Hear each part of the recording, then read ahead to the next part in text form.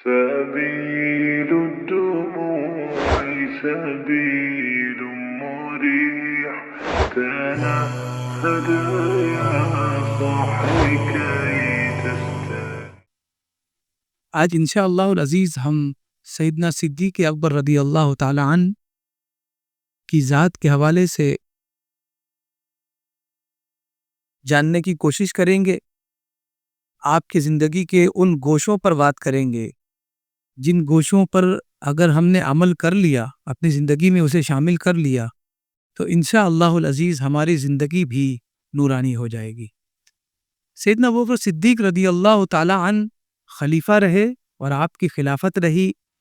اللہ کے رسول صلی اللہ علیہ وسلم کے بڑے چہیتے صحابی تھے، آپ کے دوست اور خلیل تھے، اور آپ سے بہت قرب تھا.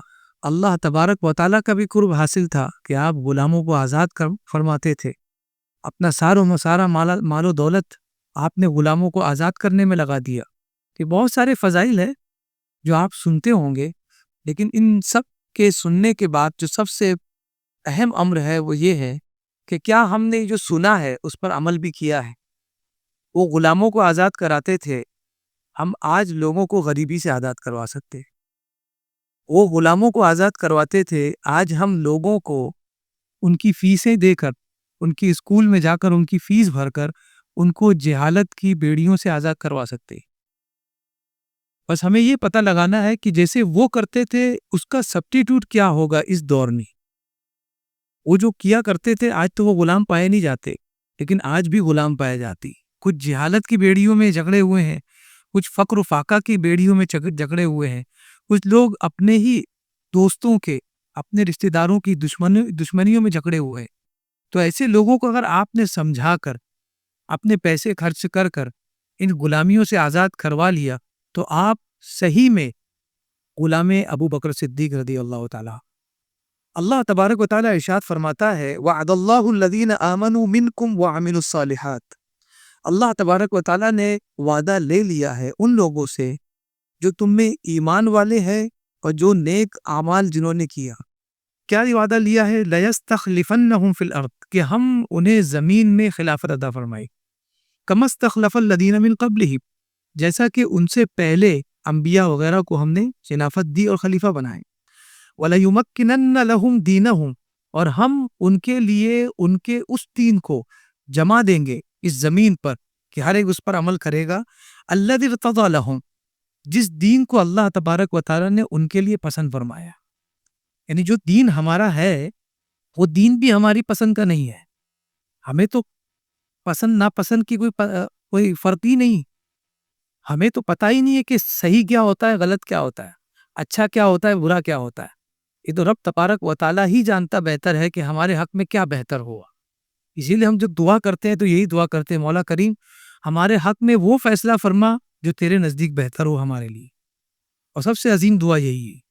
ہم سوچتے ہیں کہ ہمارے لیے ہماری اولاد ہو جائے، لیکن ہمیں پتہ نہیں کہ اولاد آنے کے بعد کیا بربادی ہمارے سر آنے والی.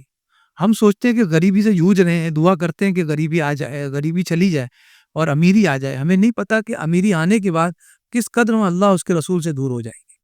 تو یہ دعا ہے کہ ہم اللہ کی پسند کے حساب سے اپنی زندگی کو گزاریں، اور یہی پر اللہ تبارک و تعالیٰ نے فرمایا کہ تمہارے لیے وہ دین ہم نے اس دین کا انتخاب کیا ہے جس دین کو ہم پسند کرتے ہیں تمہارے لیے.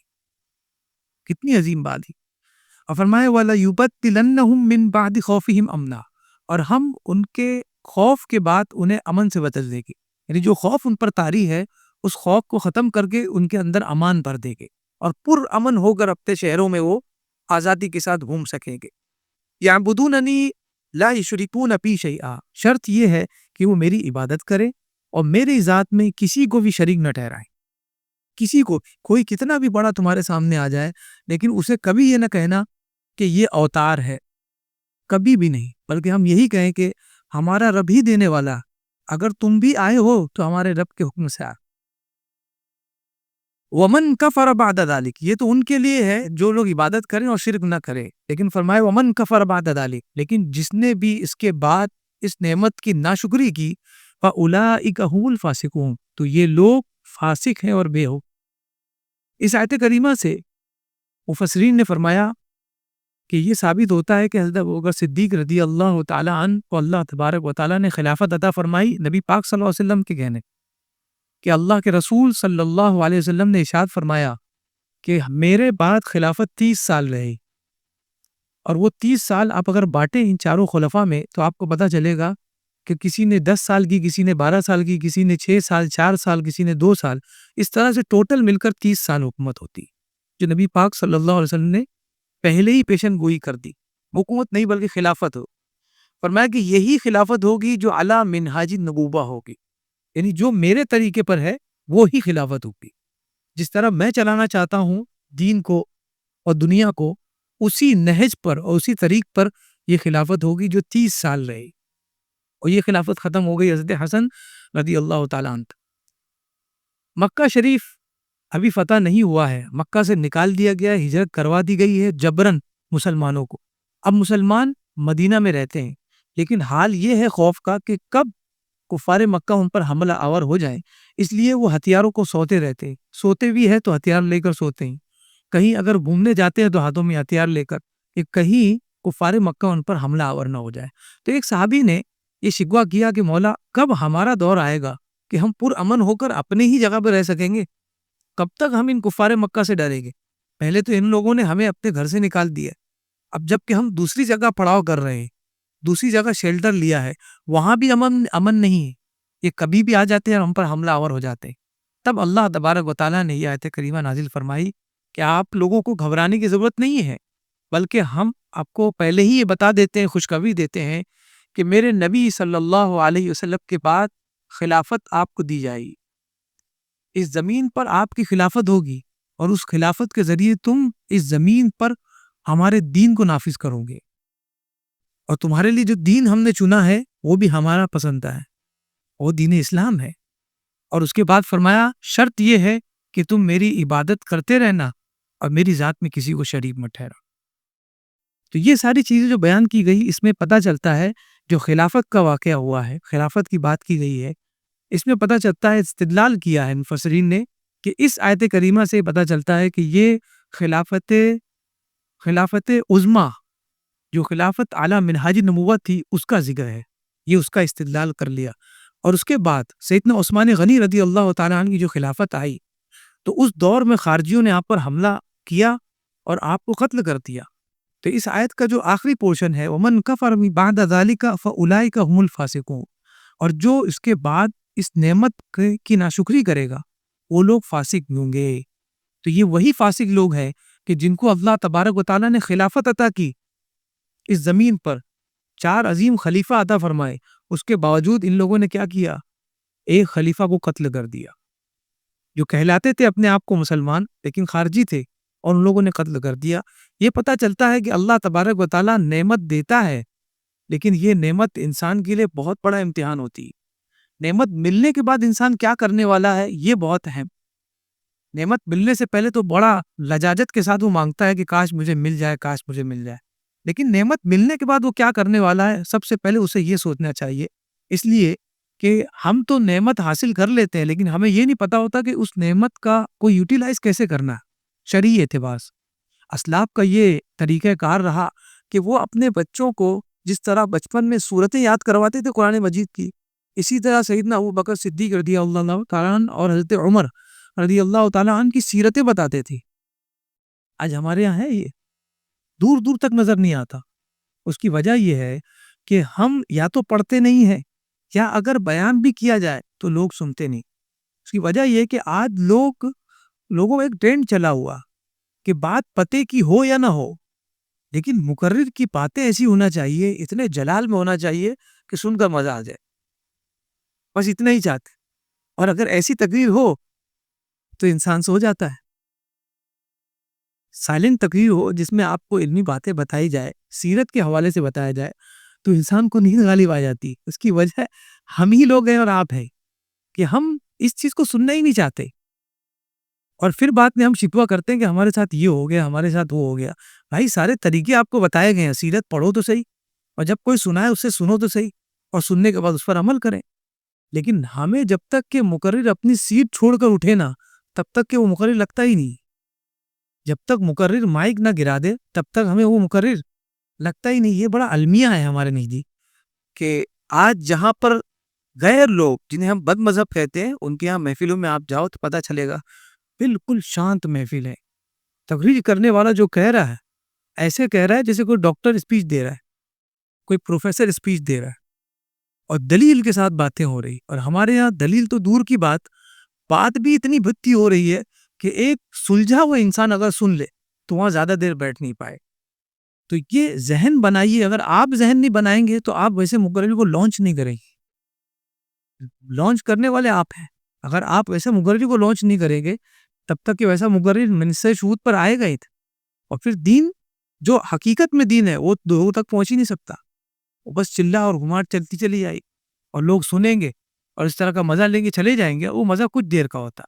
بات وہ ہو جو آپ کے دل میں اثر کر جائے. سیدنا ابو بکر صدیق رضی اللہ تعالیٰ عنہ کی سیرت میں سب سے اہم جو گوشہ مجھے نظر آیا وہ یہ تھا کہ آپ کا خطبہ, جو خطبہ خلافت آپ کا تھا, بہت عظیم تھا. آپ نے فرمایا ایھا الناس, اے لوگ, فإنی قد ولیت علیکم ولست بخیر. آپ نے فرمایا اے لوگو میں تم پر خلیفہ بنایا گیا ہوں. میں خود سے میں خلیفہ نہیں بنا, میں خلیفہ بنایا گیا ہوں. ولست بخیر, اور میں تم میں بہتر نہیں, مجھ سے بھی بہتر لوگ ہیں. یعنی آپ ذرا دیکھیے انداز کتنا شاندار ہے. اپنے آپ کو چھوٹا بتا رہے ہیں لوگوں کے سامنے, جبکہ اللہ تبارک و تعالیٰ نے آپ کو خلافت عطا فرمائی. اور آگے فرمایا فإن أحسنت فأعینونی, خلافت کے دوران اگر میں نے تمہارے ساتھ اچھا کام کیا, بھلائی کا کردار ادا کیا, تو تم میری مدد کرنا تاکہ میں اس بھلائی کو اور لوگوں تک پہنچا سکوں. وإن أسأت فقومونی, اور اگر میں نے تمہارے ساتھ برائی کا برتاؤ کیا, اچھا کام نہیں کیا, تو میری اصلاح کرنا, مجھے آ کر سمجھانا. الصدق امانہ, اور میں کہ سچائی امانت ہے. چاہے آپ کاروبار کرنے والے ہو, والد نے آپ کو کوئی چیز لانے کے لیے گھر سے باہر بھیجا ہو, یا آپ امپلائی ہیں اور باس نے آپ کے بھروسے دکان یا آفس چھوڑا ہے, تو اس وقت اگر آپ مسلمان ہیں تو آپ جان لیں کہ سب سے پہلا پیغام خلیفہ کا جو ہمارا تھا وہی تھا الصدق امانہ. سب سے بڑا امین شخص ہوا جو سچا ہو, سب سے بڑا امین. پھر فرمایا والکذب خیانہ, اور جھوٹ خیانت ہے. والضعیف منکم قوی عندی, اور فرمایا جو تم میں لوگوں کے نزدیک جو ضعیف ہے, کمزور ہے, مال کے اعتبار سے, خوبروئی کے اعتبار سے, میرے نزدیک وہ مضبوط ہے اگر وہ حق پر ہے. وہ تمہارے نزدیک کمزور ہوگا لیکن میرے پاس اگر اس کا معاملہ آئے, اس کا کیس آئے, تو میں اسے تقویت دوں گا اور میں اس کی سائڈ سے بات کروں گا. حتی ازیح علت و انشاء, تو اس کا کوئی بھی معاملہ ہوگا اللہ نے چاہا تو میں اس معاملے کو صاف کر دوں گا. والقوی فیکم ضعیف حتی آخذ منہ الحق انشاء اللہ, اور جو تم میں مضبوط ہے مال و دولت کے اعتبار سے, طاقتور ہے, لیکن حق پر نہیں ہے, تو میرے نزدیک وہ بہت کمزور ہے. یہاں تک کہ اگر اللہ نے چاہا تو میں اس سے تمہارا حق بھی لے لوں گا. جس غریب کا حق اس نے چھینا ہے وہ ہوگا دنیا کے سامنے بہت مضبوط, لیکن میرے سامنے ایک ذلیل اور کمزور انسان ہے. فرمایا لا يدعو قوم الجہاد فی سبیل اللہ الا ضربهم اللہ بالذل, اور جو قوم اللہ کی راہ میں جہاد کرنا چھوڑ دیتی ہے اللہ تبارک و تعالیٰ اسے ذلیل فرما دیتا ہے. اللہ تبارک و تعالیٰ اسے ذلیل فرما دیتا ہے. ولا یشیء قوم الفاحش الا عمہ اللہ بالبلاء, اور جو قوم اپنے درمیان فواحش کو جگہ دیتی ہے, برائیوں کو پنپنے دیتی ہے, اور برائیوں کا دور دورہ ہوتا ہے, شادیوں میں دیکھو ناچ گانے ہو رہے ہیں, جو ان چیزوں کو عام کرتی ہے, اللہ نے فرمایا, حضور اقدس صلی اللہ علیہ وسلم کے عظیم خلیفہ فرماتے ہیں, پھر اللہ تبارک و تعالیٰ اس قوم میں بلاؤں کو عام فرما دیتا ہے. تو جب عام ہو جائے بلا تم میں تو مجھ کو دوش مت دینا کہ یہ خلیفہ کا دور ہے, کیسا خلیفہ ہے کہ بلائیں عام ہو گئی. یہ تمہاری کرتوت ہے جس کی وجہ سے بلائیں عام کی. تو اگر تم نیک ہو تو اللہ کی جانب سے تم پر مہربانی ہوگی اور رحمت کا نزول ہوگا. اطیعونی ما اطعت اللہ ورسولہ, جب تک میں اللہ اور اس کے رسول کی اطاعت کروں تبھی تک میری اطاعت کرنا, جس دن چھوڑ دو میری اطاعت چھوڑ دینا. فرمایا فاذا عصیت اللہ ورسولہ فلا طاعت لی علیکم, اور جب میں اللہ اور اس کے رسول کی نافرمانی کرنے پر اتارو ہو جاؤں تو تم پر میری اطاعت کوئی لازم نہیں. چھوڑ دینا, بھول جانا کہ میں خلیفہ تھے. کتنا مشکل ہے ایسا بیان دینا کسی رئیس کے لیے, کسی منسٹر کے لیے, جب وہ حلف لینے آئے اور یہ بول کر دکھاتے, بہت مشکل ہے. اور بول بھی دے تو اس پر وہ جم نہیں سکتا, اس پر استقامت نہیں ہوتی اس کو دوران خلافت, دوران حکومت. پھر فرمایا کہ اٹھو اور نماز کے لیے کھڑے ہو جاؤ. یہ حضرت ابوبکر صدیق رضی اللہ تعالیٰ عنہ کا رول تھا اپنے دور خلافت میں کہ آپ نے کبھی یہ نہیں دیکھا کہ یہ میرا دوست ہے، اس کا معاملہ میرے پاس آیا ہے تو یار یہ تو میرا دوست ہے، اس کے حق میں فیصلہ کر دیتا ہوں۔ حضرت عمر فاروق رضی اللہ تعالیٰ عنہ نے اپنی زوجہ کو طلاق دیا کسی بنیاد پر۔ آپ کے ایک بیٹے تھے حضرت عاصم رضی اللہ تعالیٰ، یہ حضرت عاصم انہی زوجہ مبارکہ سے تھے۔ آپ نے ان کو طلاق دیا اور بازار میں دیکھا کہ وہ حضرت عاصم رضی اللہ تعالیٰ عنہ کو لے کر کہیں جا رہی، تو آپ نے عاصم کو لینا چاہا ان کی گود سے، بیٹا ہے، پیار آ گیا اور لینا چاہا، اور اس طور پر کہ یہ بیٹا میرے پاس رہے۔ تو آپ کی زوجہ نے جو مطلقہ تھی، آپ نے کہا کہ یہ جو بیٹا ہے آپ کا اور میرا، یہ میرے لیے زیادہ بہتر ہے اور میں اس کی زیادہ حقدار ہوں آپ کی بجائے۔ اور یہ معاملہ سیدنا ابوبکر صدیق رضی اللہ تعالیٰ عنہ کی عدالت پہنچ گئی۔ اب آپ سوچئے، حضرت عمر رضی اللہ تعالیٰ عنہ سیدنا ابوبکر صدیق رضی اللہ تعالیٰ عنہ کے بہت گہرے دوست ہیں، معاملہ اپنے دوست کی عدالت میں آئے۔ جب معاملہ سنا ہے حضرت ابوبکر صدیق رضی اللہ تعالیٰ عنہ نے، تو اس کے بعد جواب دیا کہ میں فیصلہ کرتا ہوں سیدنا عمر رضی اللہ تعالیٰ عنہ کی مطلقہ کے حقیق کہ یہ بیٹا، یہ بچہ مستحق ہے کہ وہ اپنی ماں کے پاس رہے۔ عمر تمہارے یہ مناسب نہیں کہ تم اسے اپنے پاس رکھو، میں یہ فیصلہ کرتا ہوں کہ یہ اپنی ماں کے پاس رہنے کا زیادہ استحقاق رکھتا ہے، اس کا زیادہ مستحق ہے۔ اور فرمایا اور تم پر اور ایک چیز لازم ہو یہ کہ جب تک یہ شادی نہ کر لے دوسری، تب تک یہ اس کے پاس رہے گا، اس کے بعد لگے تو آپ لے سکتے ہو۔ اور دوسرا ہم یہ ہے کہ جب تک یہ شادی نہ کر لے تب تک کہ تم پر ضروری ہے کہ اس کے نانو نقفہ اٹھاؤ گے، اس کا خرچ تمہارے اوپر لازم ہے کہ تم اس کا خرچ اس کے اوپر اٹھاؤ گے۔ اب آپ سوچئے کہ اپنا دوست ہے، عدالت اپنی ہے، خلیفہ خود ہیں، لیکن فیصلہ جب کر رہے ہیں تو اللہ تبارک و تعالیٰ کو راضی کرنے والا فیصلہ۔ تو آپ جو بھی من جائیں، ہمیشہ یاد رکھیں کہ میرے رب کو راضی کرنے والا کام کیا ہے۔ دنیا آپ سے ناراض ہو جائے لیکن آپ ہمیشہ یہ سوچے کہ کائنات کا بنانے والا ناراض نہ، کیونکہ اگر وہ ناراض ہو گیا تو ساری دنیا راضی ہو جائے، سمجھ لے کہ سب ناراض، اور اگر وہ راضی ہو گیا اور ساری دنیا ناراض ہے تو سمجھ لے کہ سب راضی، کیونکہ سارے مسلمانوں کے دل، ساری انسانیت کے دل اللہ تبارک و تعالیٰ کی دو انگلیوں کے درمیان ہے، بین اصبعی الرحمن، وہ جہاں چاہتا ہے دلوں کو پھیر دیتا ہے۔ تو جب بندہ اس کا ہو جاتا ہے تو اللہ تبارک و تعالیٰ سارے دلوں کو اس کی طرف پھیر دیتا ہے۔ اور پھر لوگ حیران ہو جاتے کہ کیا وجہ ہے کہ یہ باپا کے پاس اتنی بھیڑ رہتی۔ اللہ تبارک و تعالیٰ چاہے جسے عزت دے دے اور جسے چاہے ذلیل فرما دے۔ اللہ تبارک و تعالیٰ کی بارگاہ میں دعا ہے کہ ہمیں سیدنا ابوبکر صدیق رضی اللہ تعالیٰ عنہ کی سیرت پڑھنے اور اس پر عمل کرنے کی توفیق عطا فرما۔ مولا کریم ان کے ایمان کا ایک قطرہ ہمیں بھی نصیب فرما، ہمیں اپنی زندگیوں میں ان کی زندگی شامل کرنے کی توفیق عطا فرما، اور جو کچھ بیان ہوا مولا کریم اپنے فضل و کرم سے سننے اور سمجھنے سے زیادہ اس پر عمل کی توفیق عطا فرما۔ وصلی اللہ تعالی علی خیر خلقہ محمد وعلی آلہ وصحبہ اجمعین برحمتک یا ارحم الراحمین۔